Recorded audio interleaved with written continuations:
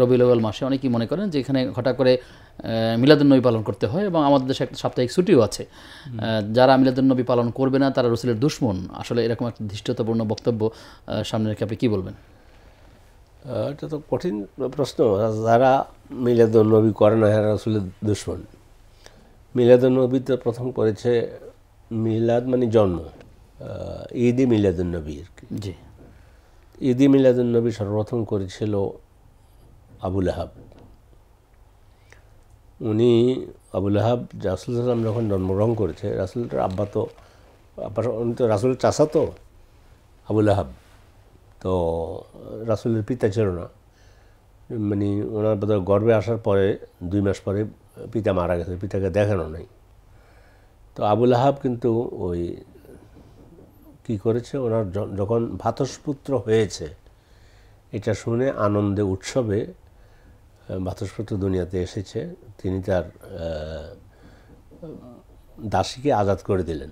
এরই এক ধরনের রসুলের জন্য উৎসব পালন করেছেন। উৎসব পালন করে, কিন্তু শেষ পর্যন্ত রাসূলের প্রতি ঈমান আনলো না। 1 2 নম্বর হলো রাসূল সাল্লাল্লাহু আলাইহি ওয়াসাল্লাম তিনি জন্মগ্রহণ করেছেন আমুল ফিল বলা হয়। আমুল ফিল বলতে হস্তি বছর।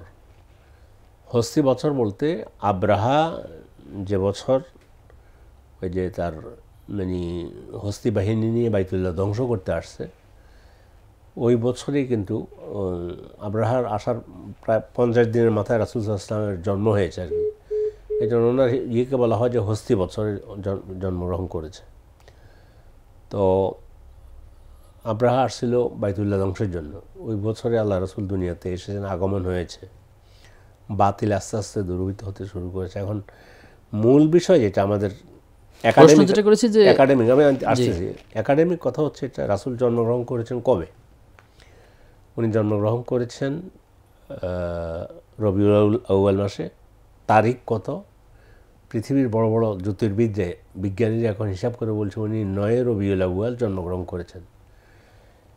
এবং 9 রবিউল আউয়াল সেই হিসাবে এখন জ্যোতির্বিদরা দেখেছে 9 রবিউল আউয়ালে সোমবার হয়। সোমবার কিন্তু 12 রবিউল আউয়ালে পড়ে না, কিন্তু 66 বছর হায়াত পাওয়ার পরে তিনি রবিউল আউয়াল মাসের 12 তারিখ সোমবারে তিনি ইন্তেকাল করেছেন।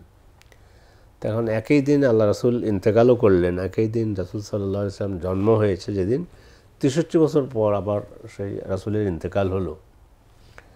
তো এখন আমরা কি শোক মিছিল করব না আনন্দ মিছিল করব? সাহাবারা কি করেছেন, সাহাবাদের থেকে যেন কোনো কিছু আছে কিনা, রাসূল কিছু বলেছেন কিনা, এগুলা থেকে আমাদেরকে আমরা করব। আল্লাহ রাসূল যেটা আমাদের জন্য দিন হিসাবে দিয়ে গিয়েছেন, 2টো ঈদ দিয়ে গিয়েছেন। একটা হলো ঈদুল আযহা অথবা আজহা, আর একটা হলো ঈদুল ফিতর। তো এখন আমরা যদি আরেকটা ঈদ বের করি তাহলে ঈদ 3টা হয়। তার মানে হলো রাসূল এই ব্যাপারে একটু ওনার কমতি ছিল, উনি ওই ঈদে মিলাদুন্নবী যেটা, এটা উনি বলে যান নেই এটা উৎসব পালন করার জন্য। 2টো ঈদের বাইরে আর কোনো ঈদ নাই, এটা বলছেন? কোনো ঈদ নেই। তো এখন যারা এই মিলাদুন্নবী পালন করে না তারা রাসূলের দুশমন, এই বক্তব্য সঠিক কিনা? না, এটা কোনো অজ্ঞ মূর্খ এটা বলতে পারে, কোনো ভালো আলেম এটা বলার সুযোগ নেই, কোনো ভালো আলেম এটা বলার সুযোগ নেই। রাসূলুল্লাহ সাল্লাল্লাহু আলাইহি ওয়াসাল্লাম সোমবার দিন রোজা রেখেছেন। কেন রেখেছেন? এটা সহিহ মুসলিমের হাদিস। কেন রেখেছেন? তিনি বলেছেন যে এই তারিখে সোমবার দিন আমি জন্মগ্রহণ করেছি, যেটা আছে আমরা তো রাসূল সাল্লাল্লাহু আলাইহি ওয়াসাল্লাম সোমবার দিন জন্মগ্রহণ করেছেন, এই যে তিনি ওই দিন রোজা রেখেছেন। সেটা তো নিজে রেখেছেন, কাউকে রাখতে তো বলেননি। কাউকে রাখতে বলেননি। 1 2 হলো সোমবার দিন, এই জন্য মুসলিম উম্মার জন্য প্রত্যেক সপ্তাহের সোমবার দিন রোজা রাখা সুন্নাত। আমরা তো এখানে কোনো বাধা দিচ্ছি না বা এটা দিয়ে করতেছি না, কিন্তু রাসূলুল্লাহ সাল্লাল্লাহু আলাইহি ওয়াসাল্লাম জন্মগ্রহণ করেছেন, এই জন্য একটা ঈদ বাইর করতে, এবং সেটার নাম দিয়েছে সাইয়্যিদুল আয়াদও। দেখা যায় চিকা মারা আছে সাইয়্যিদুল আয়াদ, তার মানে হলো বড় ঈদ যেটা, এটা রাসূল এই দায়িত্বটা পৌঁছায় যায় নাই। আর এটা যদি হয় তাহলে আল ইয়াউমা আকমালতু লাকুম দীনাকুম, দিনকে আল্লাহ বলছে পরিপূর্ণ করেছি।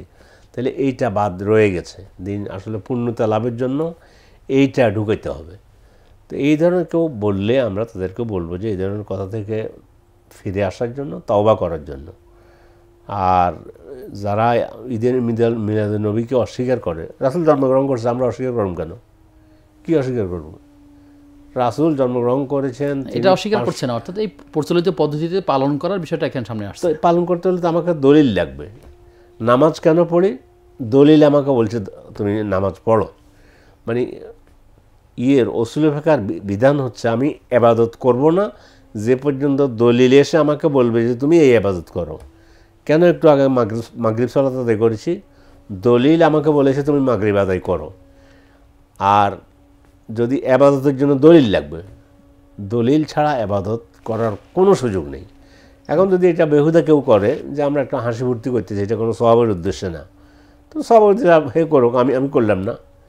কিন্তু রাসূলের দুশমন মুসলমান থাকবে না, এটা কোনো আলেম এটা বলতে পারে না, আলেম এটা বলবেও না, বলার সুযোগও নেই। বরং তাদেরকে আমরা বলবো যে রাসূলুল্লাহ সাল্লাল্লাহু আলাইহি ওয়াসাল্লামের প্রতি আমাদের অধিকার কি। আমার এই আগামী শুক্রবার জুমা এইটার উপরে আমার আলোচনা হচ্ছে। রাসূলের অধিকারগুলো আমরা আদায় করব। এক, রাসূলের উপর ঈমান আনা। ৬-৭টা অধিকার উম্মতের উপর এটা আছে। কিয়ামত পর্যন্ত প্রত্যেক উম্মত এ দায়িত্ব পালন করতে হবে, ঈমান আনতে হবে। ফাআমিনু বিল্লাহি ওয়া রাসূলিহি, ঈমান আনা আল্লাহর উপর, রাসূলের উপরে, রাসূলের আনুগত্য করতে হবে। ওয়া আতিউল্লাহ ওয়া আতিউর রাসূল, রাসূলকে ভালোবাসতে হবে, তার আনুগত্য করা, তার উপর দরুদ পড়া, এরকম আরও অনেকগুলো বিষয় রয়েছে। হ্যাঁ, আচ্ছা, এই অধিকারগুলো, এর আসলগুলো না বলে যেগুলোর পক্ষে সরাসরি দলিল কোরআন হাদিস আছে, রাসূল নিজে করেছেন, সাহাবারা করেছেন, সেটা বাদ দিয়ে আমরা নিজেরা মন গড়া তৈরি করে যেটা করতেছি এটাকে বিদআত বলা হয়। রাসূল সাল্লাল্লাহু আলাইহি ওয়াসাল্লাম বলেছেন, মান আহদাসা ফি আমরিনা হাযা মা লাইসা মিনহু ফাহুয়া রাদ্দুন।